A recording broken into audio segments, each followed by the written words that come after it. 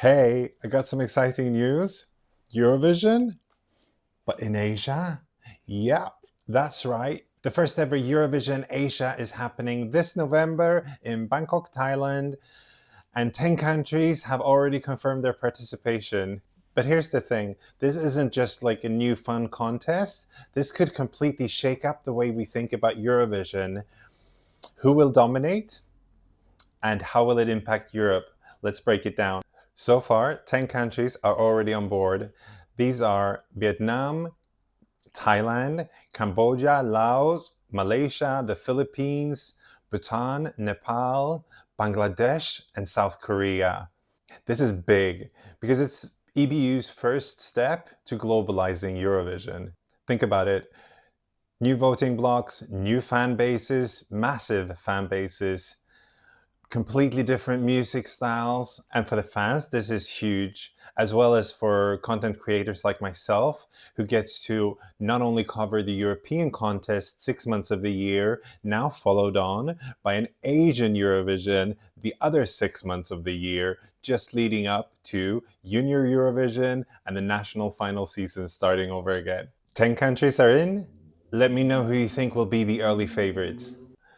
And this is where it gets really interesting because these 10 countries might just be the beginning. There are already talks about expanding the contest. And if that happens, we could see some serious heavy hitters enter the fray. Imagine countries like India, one of the biggest music producers in the world, Bollywood alone creating hundreds of songs every year, or Japan, a massive high value market with its own unique pop culture and visual style. And then there's China, huge scale, huge audience, and potentially massive impact. You could also see countries like Turkey, Iran, with its really unique cultural sound blended with pop production that could really stand out in the contest. And don't forget Central Asia or the Middle East.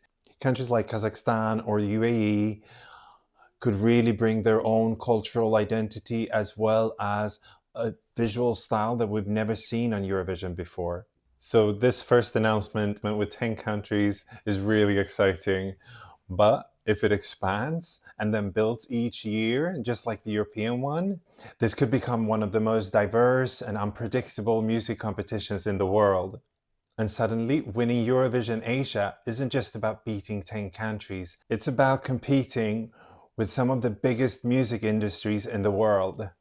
Let me know if you heard any new rumors about new countries planning to join down in the comments. Would love to hear it. So it's set for November the 14th, which is perfect timing because it doesn't clash at all with the European contest. And it will probably boost how fans engage with Eurovision whole year around. Imagine clips from the contest going viral both across Europe and Asia. That's a huge exposure for the artists. And let's talk about the voting.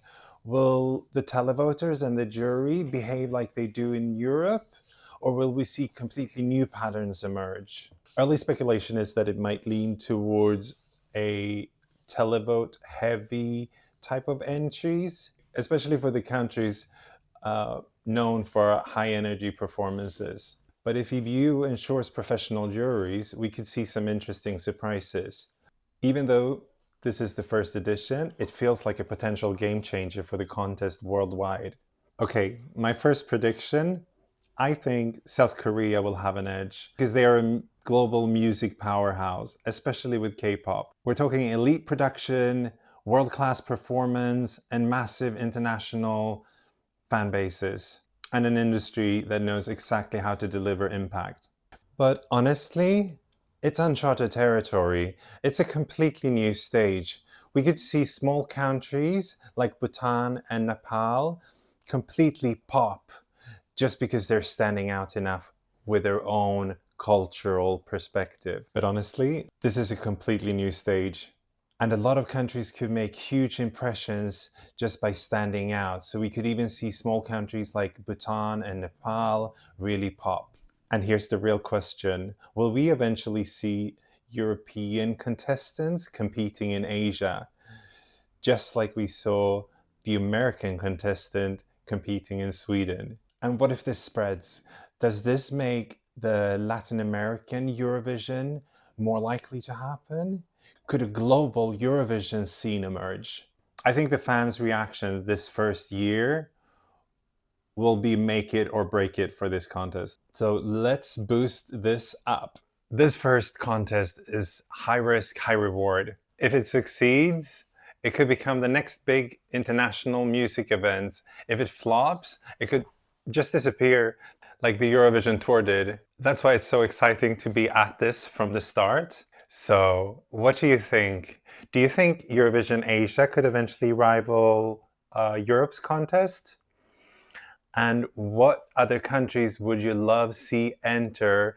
And who do you think of the confirmed countries will end up taking the crown? Drop your predictions and thoughts. I want to see what you think. This is the kind of story that we'll talk about for years to come if it works out.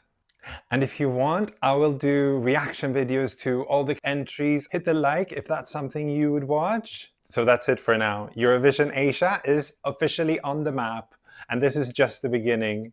Make sure to like, subscribe, and ring the bell so you don't miss my reactions and predictions, and I'll see you in another video soon. Bye!